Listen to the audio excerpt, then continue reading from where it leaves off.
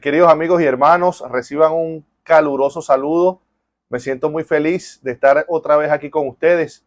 Este programa, este espacio que hacemos buscando la dirección de Dios y con la intención de todo corazón de que sea una inmensa bendición para ti, para tu conocimiento, para tu relación con Cristo, para que pueda aumentar tu fe y tu devoción y tu entrega al Señor y que se pueda ampliar un poco más el conocimiento maravilloso de la palabra de Dios, específicamente en el folleto de escuela sabática que estudiamos cada trimestre. Quiero presentarles a un amigo que me acompaña. Yo feliz, contento de compartir con el pastor Jaime Rojas, quien fue mi presidente en Venezuela, un compañero de trabajo, un excelente jefe, un gran amigo. Ahora el pastor Jaime Rojas se desempeña como secretario ejecutivo de la Unión Venezolana Oriental.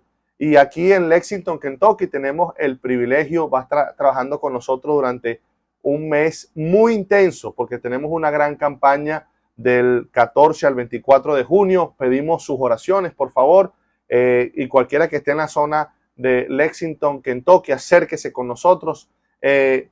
Vamos a tener un esfuerzo evangelístico bien grande y el pastor va a estar trabajando conmigo hombro a hombro para buscar esas almas, estudiar la Biblia y que pueda haber una gran cosecha. Pastor Jaime Rojas, bienvenido. ¿Cómo se siente? Pastor David Corro, muchas gracias por la invitación a participar de este estudio especial del folleto de nuestra iglesia adventista, un folleto muy importante para el miembro de iglesia, al cual le invito a que usted no pierda la oportunidad de poder estudiarlo todos los días. Y me siento muy contento, pastor, el poder estar aquí con usted en este momento tan especial cuando vamos a estudiar y analizar la lección que durante esta semana hemos podido disfrutar. Una lección muy importante para nosotros, los adventistas del séptimo día. Amén, pastor. Y sobre todo esta edición va a ser muy especial también. Ojalá sea vista y compartida en todo el territorio de la misión venezolana al sur de Bolívar, donde usted acaba ahorita de dejar esa responsabilidad, donde está esa gente tan bonita, tan misionera, tan amante de Dios, tan perseverante. Así que esperemos que para ellos sea una gran bendición.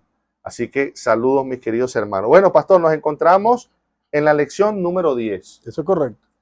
Titulada Los engaños finales de Satanás. ¿Qué le parece esta lección? ¿Qué introducción nos puede dar con respecto a este título tan importante? Bueno, nosotros debemos saber que en los tiempos finales el enemigo va a trabajar de una manera con mayor fuerza para tratar de engañar a las personas. Y como dice el título, los engaños finales de Satanás. Satanás ha venido trabajando de diferentes formas y maneras, queriendo engañar, tratando de engañar a las personas. Pero en el tiempo final va a utilizar ciertas cosas de engaño que van a marcar la pauta y van a ser algo muy importante el que nosotros conozcamos cómo es que el enemigo trabaja y qué es lo que quiere hacer en el tiempo final. Sí, sin duda alguna, muy importante, mis queridos amigos. Pastor, estaba investigando un poco sobre la palabra engaño, a dónde se remonta su origen, su etimología. Dice que viene de un verbo latín que se pronuncia dequipare. Y mire qué interesante. La palabra engaño significa atrapar. La palabra engaño significa enredar. Obviamente en base a la mentira. Correcto. En base a lo engañoso, a lo fraudulento. Es decir que, mi querido amigo, mi querido hermano, para este tiempo final que vive el mundo, el enemigo tiene una gran estrategia de engaño donde él quiere atraparnos, donde él quiere enredarnos. ¿Qué experiencia tan desagradable debe ser estar engañado, estar atrapado, estar enredado? Y cuánto más importante es cuando estamos hablando de tu futuro eterno, de la vida de tus hijos, de una vida plena por la eternidad. Esa es la gran recompensa de la salvación que está en juego, que nosotros podemos perder si nosotros no estamos atentos a los engaños finales de Satanás, la estrategia del enemigo, del adversario de Dios para este tiempo. Pastor, ¿presenta la Biblia la realidad del engaño? Hay textos en la Biblia que refuerzan que realmente el engaño existe, es una realidad, nos advierte la Biblia. Bueno, si nosotros miramos, Pastor Corro y apreciados amigos y hermanos, desde el inicio, si uno va a la palabra de Dios, al libro de Génesis, allí encontramos nosotros el primer engaño, cómo Satanás enredó, entrampó de una manera tan sutil a Eva y entonces la hizo caer en pecado. Así que, y si vemos o revisamos Apocalipsis, de igual manera en Apocalipsis, al último libro de la Biblia, nos habla entonces de estos engaños que Satanás estará utilizando para el tiempo del fin. Y cuando usted analiza todas las escrituras, en cada libro de la Biblia usted va a ver las experiencias, cómo el enemigo viene engañando, y por eso se le dice que Satanás es el padre de la mentira, porque es uno de los elementos que utiliza a través de la mentira para poder hacer caer a las personas como aquellas aves que caen en una red, como aquel animalito que cae en una trampa. Así Satanás va trabajando de una forma muy sutil para entonces hacer caer a la persona en la trampa, engañándola y entonces derribarla definitivamente. Así que la Biblia está llena de las experiencias de los grandes hombres famosos y poderosos, como un mismo Sansón, como un mismo David, como un mismo Salomón, cómo fueron engañados por Satanás, y entonces conocemos las tristes historias, cómo terminaron de estos hombres en momentos difíciles, cómo fueron engañados. Una realidad bíblica. Pastor, mire, yo quiero tomar 3 ejemplos bíblicos porque lo que yo quisiera dejar en esta primera instancia, en esta primera etapa de este repaso amistoso y que con mucha humildad y buscando la dirección de Dios para que nosotros estemos más cerca del Señor y su voluntad a través de la persona del Espíritu Santo se cumple en cada uno de nosotros. Yo quisiera dejar de fundamento la realidad, confirmar lo que usted está diciendo de la advertencia bíblica contra el engaño. Fíjense, voy a tomar 3 ejemplos rápidos, pastor. Número 1, San Mateo 24. Correcto. Usted conoce muy bien la escena, 3 discípulos muy cercanos de Jesús se acercan, le preguntan cuándo serán estas cosas. Ellos entienden que la destrucción del templo tiene que ver con el fin del mundo. ¿Cuándo serán estas cosas? ¿Qué señales habrá de tu venida? Y entonces la Biblia dice de la siguiente manera. Voy a leer San Mateo 24, versículo 3 y solamente el 4. Dice, y estando él sentado en el monte de los olivos, los discípulos se le acercaron aparte diciendo, dinos cuándo serán estas cosas y qué señal habrá de tu venida y del fin del siglo. Y respondiendo Jesús les dijo, mirad que nadie os engañe. Interesante porque ellos están preguntando por señales, ellos están preguntando por momentos, por un acontecimiento puntual, eventos, el fin del mundo, la destrucción del templo de Jerusalén, y el Señor Jesús como que pareciera que no escucha la pregunta y de manera enfática lo que el Señor tiene en la mente es, por favor, guárdense del engaño. Protéjanse, cuídense del engaño. Es muy peligroso el engaño. Es decir, en el sermón final, en el sermón escatológico de Jesús, registrado en Mateo 24, la gran preocupación de Cristo es el engaño, que nosotros no seamos engañados. Voy a tomar un segundo ejemplo. Vamos a leer Apocalipsis 12:9, que está en el folleto de escuela sabática. Vamos a leer Apocalipsis 12:9. Texto súper conocido. Texto muy conocido. Dice, fue lanzado fuera el gran dragón, la serpiente antigua, que se llama Diablo y Satanás, el cual engaña al mundo entero. Entonces, Jesús en el sermón escatológico dice, cuídense del engaño. Cuídense del engaño. La gran advertencia, la gran preocupación de Cristo es, cuidado con el engaño. Apocalipsis nos dice, la gran estrategia de Satanás es que Satanás engaña al mundo entero. Y la última referencia que quiero hacer es que la semana pasada estudiamos acerca de Babilonia. La Biblia se identificó con la luz de la Biblia, Apocalipsis 17. Y Babilonia lo que hace es derramar su vino, fornica con los reyes de la tierra, esparcir su red de engaño en el mundo. Y la Biblia lo habla como un vino. Y como que dentro de ese vino hay veneno. Y ese veneno es el que está esparciendo está llevando por todo el mundo, que se convierte en un engaño doctrinal o que hace referencia a ser un engaño doctrinal. Entonces, pastor, si la Biblia, miren qué contundente, qué claro, qué importante. Si Jesús está diciendo, por favor, no se dejen engañar en el tiempo del fin. Apocalipsis me está diciendo, la gran estrategia de Satanás es el engaño. La gran estrategia, el modus operandi de la Babilonia espiritual del tiempo final es el engaño y hacer que ese vino de doctrina falsa, esparcirlo por todo el mundo. Quiere decir, pastor, que son tiempos de mucha cautela, son tiempos muy peligrosos, porque es como que usted vaya a un banco y yo le digo a usted, oye, pastor, cuidado con ese banco, que los cajeros de ese banco engañan y le quitan el dinero a la gente. Eso es una advertencia que se le está dando a usted. Es correcto. Y la Biblia hace eso mismo. La Biblia nos dice a nosotros, cuídense.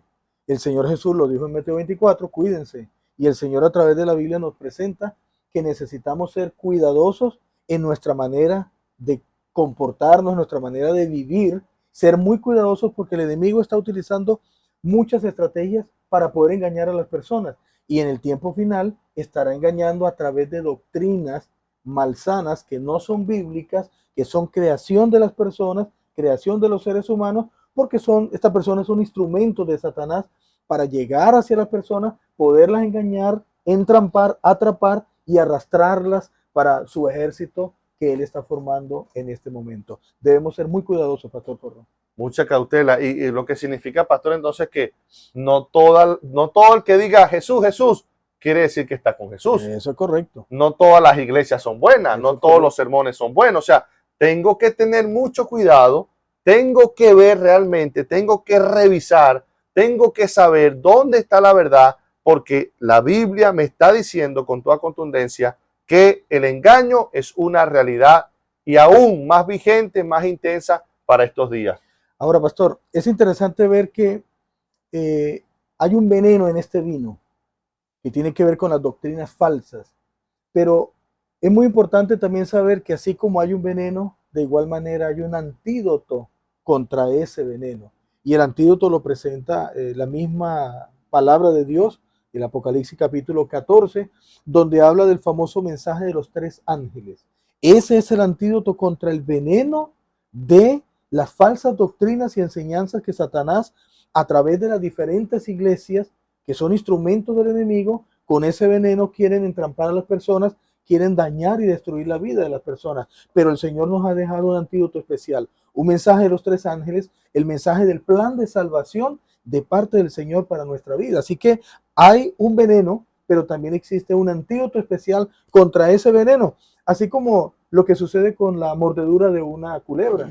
Entonces, como usted bien lo sabe, así como hay una mordedura de culebra que inyecta un veneno, así hace Satanás con estas doctrinas falsas. Inyecta un veneno a través de cosas sutiles y cosas sencillas. Pero así como existe el veneno, también existe un antídoto. Y ese antídoto está en Apocalipsis 14, que es el mensaje de los 3 ángeles. Es un mensaje donde está el plan de salvación para que las personas que son mordidas sencillamente tengan la oportunidad de ser salvas a través de la sangre de Cristo Jesús. Gloria a Dios, pastor, porque si nos quedamos solamente con la realidad del engaño, sin saber que hay un antídoto y que la palabra de Dios nos muestra el camino, la verdad, que es una persona, que es Cristo, estaríamos sin esperanza. Pastor, ¿cuáles son esos engaños? ¿Cuáles son las estrategias predilectas que Satanás va a utilizar en el tiempo del fin? ¿Podemos especular o la Biblia con claridad nos dice cuáles son los engaños del tiempo final? Ahora, la Biblia nos menciona. Ahora es interesante, antes que llegásemos a mirar esos elementos, poder saber que aún el pueblo de Dios no está salvo de que pueda caer en los engaños de Satanás. Las mismas escrituras en el libro de Marcos 13:22 nos menciona y nos dice que Satanás estará actuando de una manera tan tremenda que aún los propios escogidos pueden ser cautivados por ese engaño de Satanás y pueden ser engañados. Entonces, aún siendo el pueblo de Dios, necesitamos tener mucho cuidado. Ahora, ¿cuáles son los engaños en este tiempo final más sutiles del enemigo? Hay 2 muy importantes que la lección nos habla para nosotros. Número 1 tiene que ver con el falso día de reposo, el día domingo, que De una forma engañosa, el enemigo ha venido manejando para que los seres humanos creamos que el Señor estableció el día domingo como día de reposo. Y este es un engaño, porque la propia palabra del Señor, desde el libro de Génesis, capítulo 2, versículos del 1 al 3, se inicia con ese mensaje que no es sencillamente el domingo, sino que es el día sábado. Una de las trampas entonces tiene que ver con el asunto del día domingo. Es uno de los grandes engaños y la Biblia nos dice que no es el domingo, sino es el sábado. Y el segundo gran engaño, Pastor Corro y apreciados hermanos y queridos amigos, tiene que ver con el engaño de la inmortalidad del alma. Ahora, es interesante que en Génesis, capítulo número 2 y capítulo número 3, existen, se presentan estos dos elementos interesantes. Uno mostrando la verdad, Génesis 2 del 1 al 3, que no es el domingo, sino es el sábado. Y número 2 en el capítulo 3 del libro de Génesis, mostrando la famosa expresión de Satanás hacia Eva, que no va a morir. Y ese es el último engaño. Y eso lleva pues o prepara a la persona para el famoso espiritismo, Pastor Corro. Excelente, pastor. Ahora fíjese, yo ya que usted ya lo introdujo y lo dijo, vamos a dar alguna cita.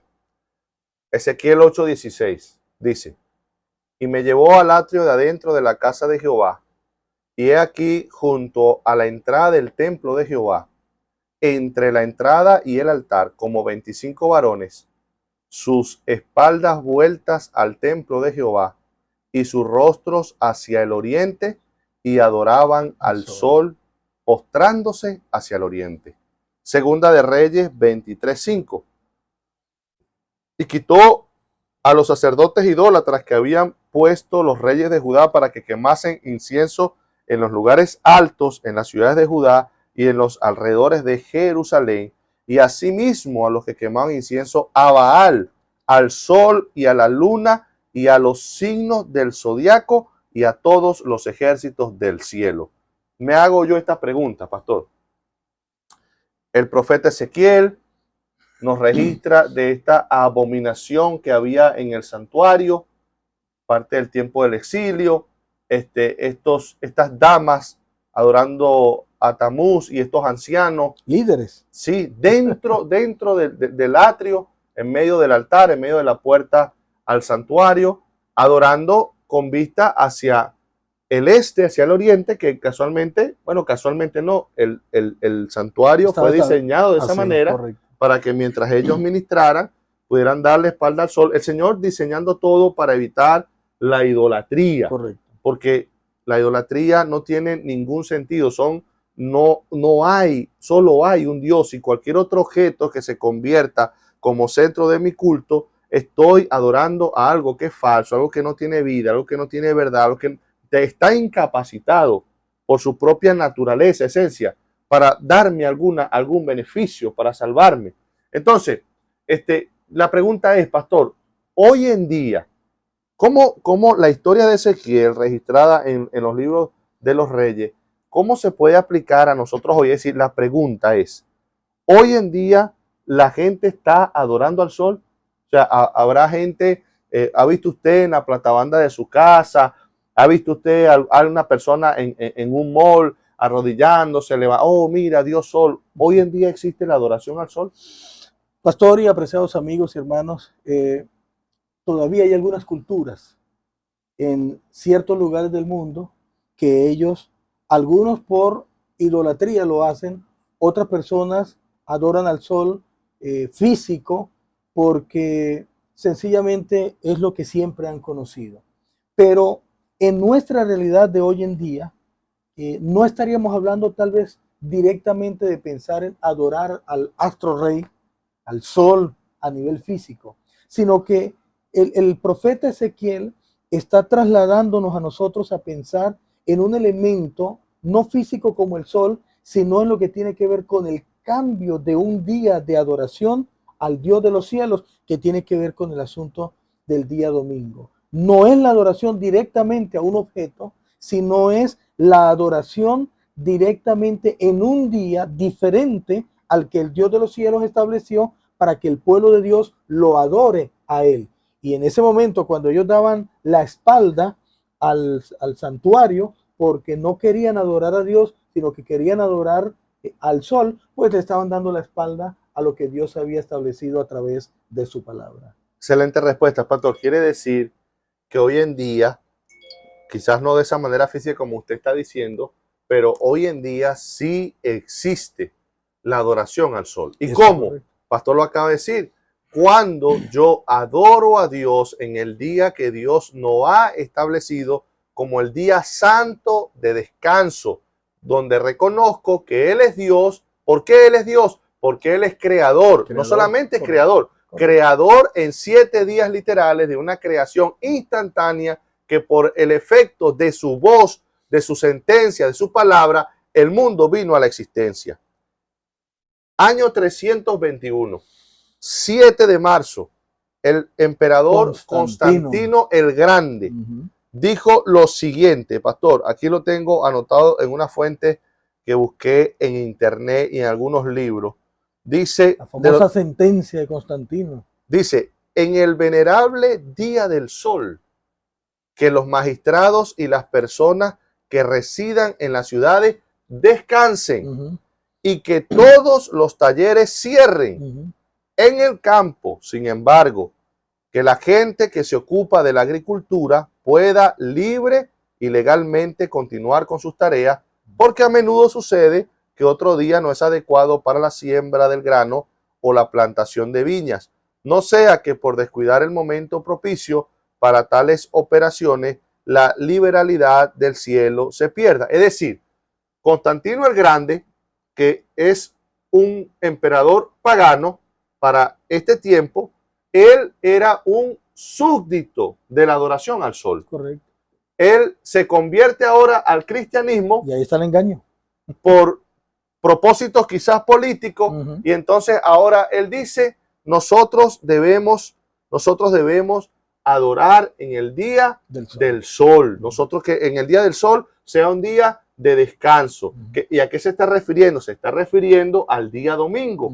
Ahora, tiene un origen pagano el guardar el día domingo, que cuando Constantino se convierte al cristianismo es cuando este día se introduce en el cristianismo como una práctica religiosa de guardarlo, de celebrar fiestas, de dejar de trabajar. Tiene un origen pagano. Pero más adelante, los obispos de Roma, hubo uno, por ejemplo, en el concilio de la Odisea, en el año 363, 364, en el canon 29, dijeron lo siguiente: los cristianos no debían judaizarse descansando en el sábado, sino trabajar en ese día, en lugar de honrarlo como el día del Señor, y si pueden entonces descansar como cristianos. Es decir, ya no practiquen guardar el sábado porque es algo de los judíos. De ahora en adelante, como cristianos, nosotros vamos a guardar el domingo. Entonces, el gran día del sol, de origen pagano, practicado por los romanos, Constantino lo introduce en el cristianismo. Y en los años posteriores se le da el título de santo, se le da el título de que es un día santo. Sí, un día santo, recibe santidad porque entonces Cristo resucitó en el día domingo, Cristo resucitó en el primer día de la semana. Si usted busca en los documentos de la Iglesia Católica, ellos muestran con toda claridad, ellos no discuten que el sábado sea el 7º día de la semana, eso no es lo que está en discusión. Ellos simplemente dicen, el domingo es un día declarado santo porque el domingo el Señor resucitó. Y si el domingo históricamente es el día del sol, quiere decir, pastor, lo que usted estaba diciendo, que lo mismo que sucedió en el tiempo de Ezequiel está sucediendo ahora. Y cuando una persona guarda el día domingo, esa persona está adorando el sol, porque el domingo no fue el día que Dios apartó. El día que Dios apartó y descansó fue el día sábado. Ahora, es interesante, Constantino en el año 321, él saca esa primera ley dominical, pero lo importante es que no es obligatoria. Sencillamente es el inicio para lo que iba a venir más adelante.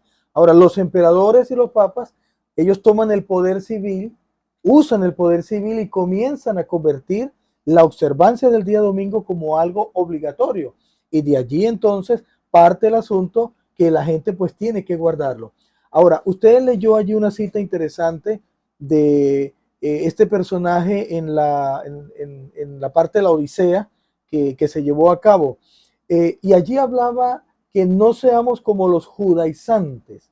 Y este es uno de los grandes errores y de los engaños de Satanás del tiempo final. Muchas personas creen y dicen que guardar el sábado es guardar el día de los judíos. Y allí es donde está un gran error utilizado por Satanás para engañar a las personas. Porque cuando usted busca o rastrea el día sábado en la Biblia, usted no tiene que ir al momento cuando el pueblo judío se forma en este mundo. Para usted conseguir el origen del sábado en la Biblia, usted tiene que ir al Génesis. Y ya mencioné hace un momento atrás, libro de Génesis capítulo 2, versículo del 1 al 3. Ahí está el inicio del día de descanso de parte del Señor, no por judíos, sino por el mismo Dios de los cielos, no para un pueblo judío, sino únicamente para Adán y Eva, quienes son parte de la creación en ese momento. El Dios de los cielos le dice, bueno, ahora ustedes deben guardar el día sábado porque yo lo he guardado y les he dejado el ejemplo. Entonces, sencillamente Satanás, a través de su engaño, le dice a la gente, no, no, eso es para los judíos, o eso fue para los judíos. Ya hoy en día nosotros no estamos obligados, pero la palabra de Dios es la misma ayer, hoy y mañana.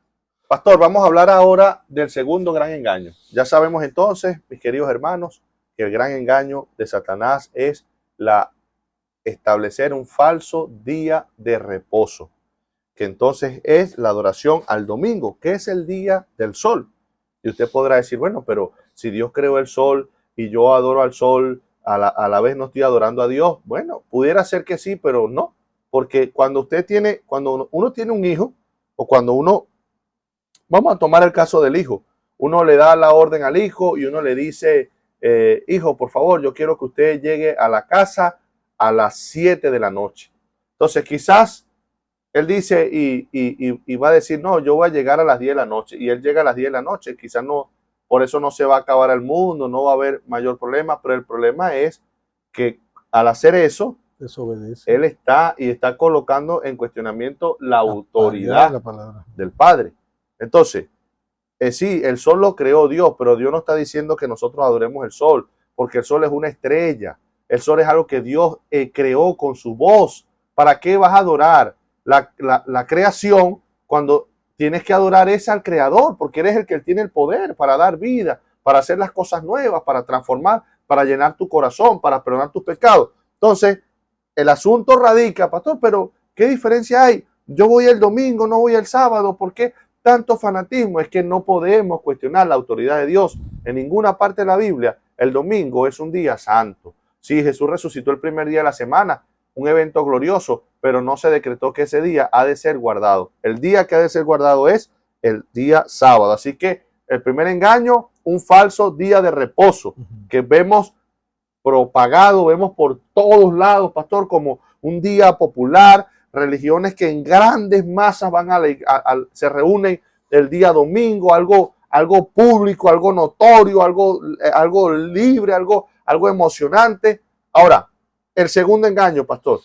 Bueno, el segundo engaño tiene que ver con la famosa inmortalidad del alma que inició allá en Génesis capítulo 3, cuando Satanás le dice a Eva, mira, tú no vas a morir si comes de esta fruta que Dios acaba de prohibir. Y a partir de allí, esto mismo se ha presentado a través de toda la etapa del mundo, los años del mundo, y entonces Satanás engañando a las personas que el alma es inmortal. Y hay unos textos interesantes que nos pueden ayudar a mirar un poquito acerca de ese segundo gran engaño en este tiempo final.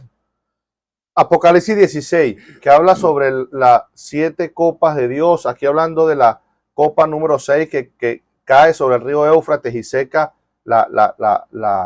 el poder de Babilonia. Dice Apocalipsis 16, 13 al 14, vi salir de la boca del dragón, vi salir de la boca de la bestia y de la boca del falso profeta 3 espíritus inmundos a manera de ranas, pues son espíritus de demonio, interesante, que hacen señales y van a los reyes de la tierra en todo el mundo para reunirlos a la batalla de aquel gran día del Dios Todopoderoso.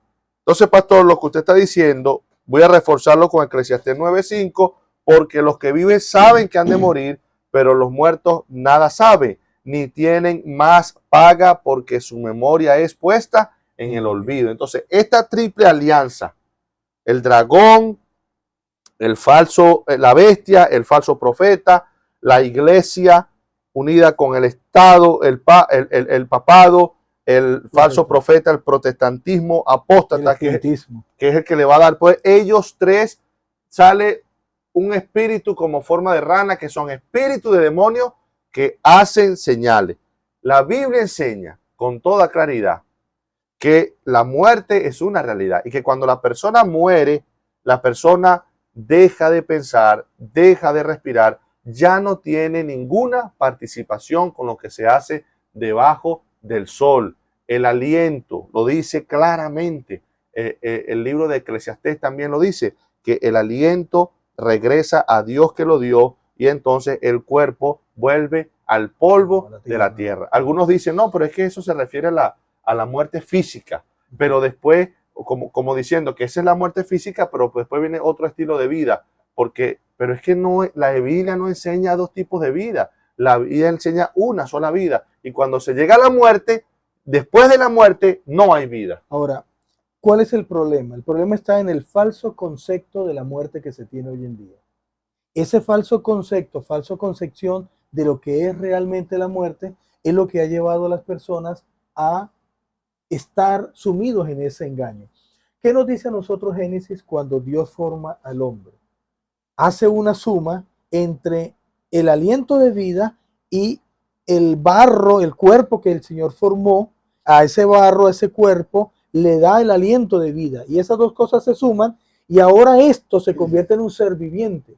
La muerte es sencillamente lo contrario, lo inverso a lo que es la vida. Si la vida de un ser humano es la unión del barro con el aliento de vida, pues la muerte es la misma separación. El barro vuelve a la tierra y el aliento de vida que lo dio Dios vuelve nuevamente a Dios.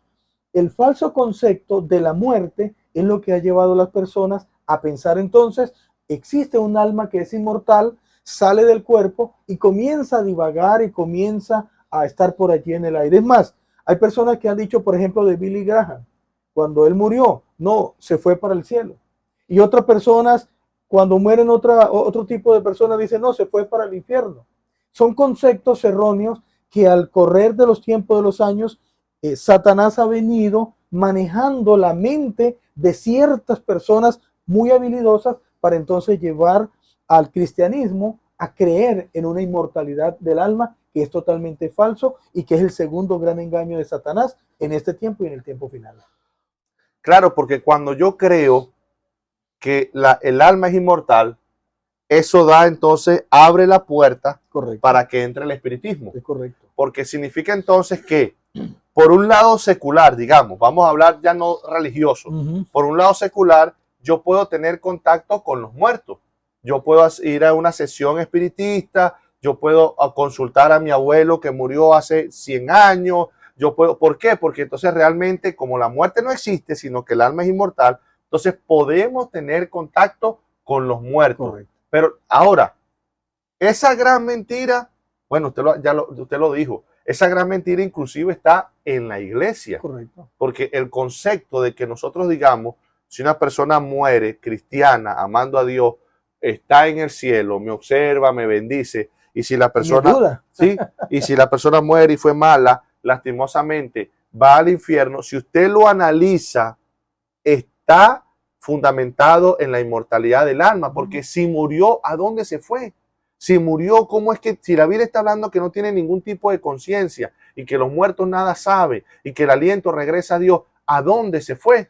Ahora, ¿cómo puede? Mire, yo estaba pensando en esto, pastor. Cuando el Señor se llevó a Elías al cielo, hubo testigos oculares que por lo menos estaba Eliseo que presenció la ascensión del profeta Elías. Es decir, fue llevado al cielo sin morir y hubo testigos oculares. Cuando Dios se lleva a Moisés al cielo, según la carta de Judas, dice que fue resucitado. Correcto. No fue que lo bajó. Exacto. O que después que murió, espiritualmente Moisés subió al cielo. No. Porque entonces, ¿qué sentido tiene si se lo va a llevar para el cielo? Y si, por ejemplo, Moisés, que fue tan bueno, si se lo va a llevar para el cielo y automáticamente al morir, como fue bueno, va al cielo, ¿para qué lo resucita? Lo resucita para llevarlo al cielo, porque está presentando la realidad del estado de los muertos. Y mira lo que dice 1 Tesalonicenses 4, 16 al 17. Porque el Señor mismo, con voz de mando, con voz de arcángel y con trompeta de Dios, descenderá del cielo, y los muertos en Cristo resucitarán primero. ¿Cuándo resucitan? En la venida de Cristo. Correcto. Para llevárselo. Correcto. Entonces, ¿para qué va a venir a buscarlos si ya están? No están. Es un engaño. Es una mentira. Los va a venir a buscar para llevarlos. Si ya están en el cielo, ¿para qué va a venir a buscar lo que ya está en el cielo? No tiene sentido. Es decir, si los va a venir a buscar porque van a resucitar, se los va a llevar es para el cielo. Pero si creemos nosotros, como dice la inmortalidad del alma, que se murió y si era bueno se va para el cielo, entonces, ¿eso van a resucitar o no van a resucitar? No tiene sentido ese tipo de pensamiento. Así que aquí, bueno, cualquier amigo que nos está viendo, que no es de la iglesia, que no conoce la doctrina, usted ya puede ir identificando los dos grandes engaños del tiempo final. Pero ahora, usted tocó algo muy importante al principio, y yo quisiera irme hacia el adventista del séptimo día. Es decir, ¿cómo es posible? Usted mencionó el texto de Marcos 13:22. Correcto. Porque se levantarán falsos cristos y falsos profetas y harán señales y prodigios. ¿Y engañarán a quién? Si fuere posible, aún a los escogidos. A los escogidos. La pregunta es, ¿cómo un adventista del séptimo? Si los dos grandes engaños finales es el domingo y la inmortalidad del alma, y el adventista del séptimo día promedio, que estudia, que con conciencia conoce el fundamento bíblico, sabe el verdadero estado de los muertos, sabe que el día de reposo es el sábado y no el domingo, ¿cómo puede ser engañado? ¿Cómo puede ser engañado? Si él sabe lo que es verdad, si tiene el conocimiento de la verdad, ¿cómo puede ser engañado? Yo estaba pensando en esto, pastor. Yo estaba pensando que a veces un gran engaño es cuando yo, por el conocimiento de la verdad, me engaño en la situación de que un gran engaño es cuando yo no permito que la verdad me transforme. Que yo no permito que ese conocimiento verdadero realice un cambio en mí. Es decir, el gran engaño que puede haber para un adventista del séptimo día, que sabe del estado de los muertos y que sabe que el domingo es un día falso y el sábado es el día de reposo, es que teniendo esta verdad, no deja que la verdad lo transforme. Ahora, pastor, cuán interesante es ver que muchos de nosotros como adventistas del séptimo día venimos de creencias antiguas, creencias familiares, y allí es donde viene el problema. Cuando nosotros arrastramos esas creencias y las utilizamos o las mantenemos hoy en día todavía en nuestro medio, y a veces ha sucedido que un predicador está exponiendo un tema y habla de una persona que murió, etcétera, y han habido adventistas que dicen, por ejemplo, que el Señor lo tenga en la gloria. Y están en una reunión dentro de la iglesia y de repente sale esa expresión. ¿Por qué motivo? Porque es algo que está en la mente, porque es algo que trae de la antigüedad. Ahora, de esa manera Satanás ha venido preparando el terreno. Otro de los elementos, la televisión o las mismas películas que hablan sobre espiritismo, que hablan sobre este tipo de cosas, a veces son de una forma tan sutil que la persona va a ir comiendo y comiendo y comiendo este tipo de enseñanzas que nos da Hollywood a través de las películas. Y entonces nos comemos esta enseñanza y ya nuestra mente está preparada para eso. Cuando venga el gran momento final, que aún Satanás hará descender fuego del cielo, que los demonios harán milagros tan terribles, entonces ya nuestra mente estará preparada para creer y para aceptar esa gran mentira y ese gran engaño de Satanás. Ahí es donde dice, cuidado, Por favor, tengan mucho cuidado que no os engañéis, que usted no sea engañado, pero necesitamos cuidarnos desde antes, no preparar el camino para que cuando llegue ese engaño, entonces caigamos en la trampa del enemigo. Pastor, y el pueblo de Israel cayó en un gran engaño cuando Dios establece, se levanta el santuario, se termina de levantar en 6 meses. Ahí mismo en las faldas del monte Sinaí se da el libro de Levítico, en 30 días instituye cómo son los sacrificios. ¿Y cuál fue el gran engaño? El gran engaño fue que, teniendo la verdad de los sacrificios que representaban a Cristo, vieron los milagros como un medio y una obra para poder pecar. Porque entonces, bueno, por la práctica de traer el sacrificio, yo tengo entonces licencia, tengo libertad, soy absuelto. Es decir, tenían la verdad, pero la verdad no los transformó. Por eso el Señor le dijo a través de varios profetas: ya yo no quiero más sacrificio de ustedes, son abominación para mí, yo quiero es obediencia, yo quiero, entonces, justicia. Entonces, pastor, si nosotros tenemos la verdad del sábado y la verdad del estado de los muertos, la verdad de que solamente hay esta vida, solamente tenemos esta oportunidad, usted acaba de mencionar algo tan importante, la liberalidad con la que se pierde el tiempo en un teléfono, en una tablet, en una televisión, en tantas distracciones. Necesitamos dejar, Juan 17:17, santifícalos en tu palabra porque tu palabra es verdad. Yo soy el camino, la verdad y la vida. La verdad es Cristo. Ahí tenemos, no nos engañemos, hermanos, que por el mero, por la mera realidad de yo tener la verdad, no voy a ser engañado, porque ese es un tremendo... El peor engañado es el que no sabe que está engañado. No, yo me siento seguro porque sé que el sábado es el día de reposo.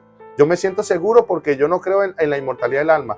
Pero si esa verdad que es Cristo, si esa verdad que está en su palabra, no me transforma, no permito que me cambie, no hay una reforma en mis hábitos, en mi comportamiento, en la manera como trato a mi prójimo, entonces me estoy preparando para el engaño. Me estoy preparando para el engaño. Y estoy sumergido en el engaño, no de que el sábado, me estoy sumergido en el engaño de que creo ser salvo por el conocimiento de la verdad cuando yo necesito dejar que la verdad me transforme.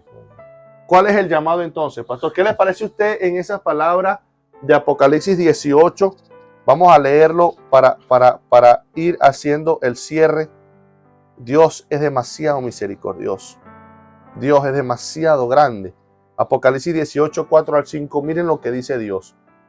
No dice, bueno, lo lamento mucho, fue culpa de ustedes son demasiado rebeldes. No.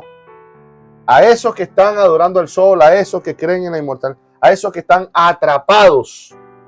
Y oí otra voz del cielo que decía, Apocalipsis 18, 4, 5, salid de ella, pueblo mío, para que no seáis participantes de sus pecados, ni recibáis parte de sus plagas, porque sus pecados han llegado hasta el cielo y Dios se ha acordado de sus maldades. Es decir, Dios está diciendo, salgan.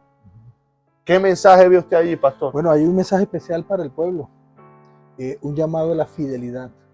Número 1, de los que ya estamos en los caminos del Señor, a mantenernos fieles a los principios del Dios de los cielos. Amén. Y número 2, a las personas que están en esos lugares de engaños por ese vino que ya acabamos de mencionar, vinos de doctrinas engañosos por parte del enemigo. El Señor dijo en su palabra que Él tiene su pueblo en esos lugares y que ese pueblo tiene que ser llamado en el tiempo final. De ahí Apocalipsis 14 con el mensaje de los 3 ángeles, que es un llamado de presentar una verdad, y este de Apocalipsis que acaba de mencionar usted, de llamar a esas personas.